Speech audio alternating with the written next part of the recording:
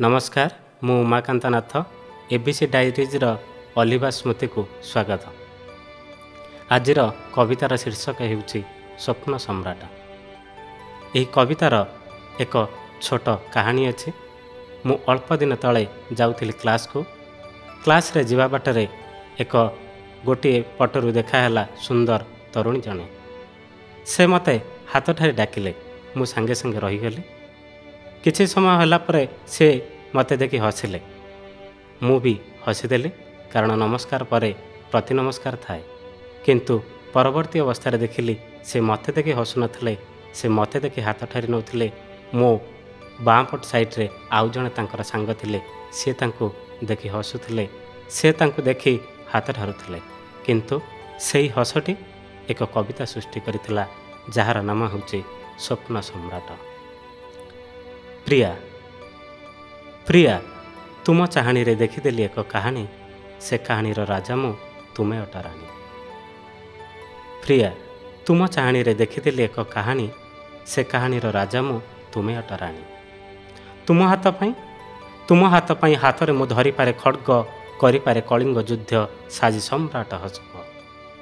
तुम हाथ पाई हाथ रे मु धरी पारे खड्ग करि पारे कलिंग युद्ध साजी सम्राट हसुक।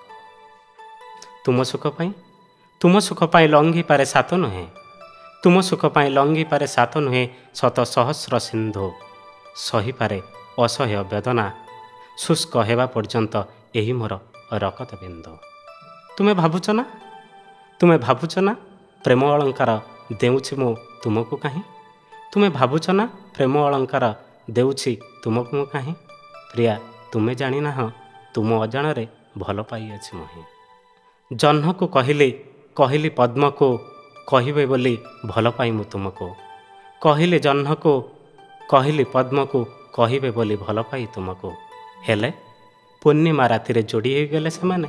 हेले पूर्णिमा राति रे जोड़ी हो गले सेमाने भूली गले मोर कथा को।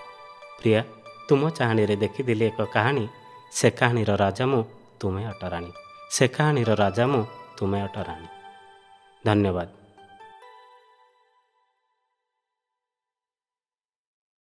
साहित्य महामंच अलिभा स्मृति कार्यक्रम संपूर्ण भाव साहित्य भित्तिक कार्यक्रम। एही कार्यक्रम रे लेखक और लेखिका माने निजस्व कविता और गल्प पाठ करती। जदि कौनसी लेखक किंबा लेखिका अन्य कहा लेखा को पाठ करती और चैनल कर्तृपक्ष को सूचना दियंती नहीं, एथिपाई चैनल और चैनल कर्तृपक्ष और सदस्य माने दायी रहिबे नहीं। धन्यवाद।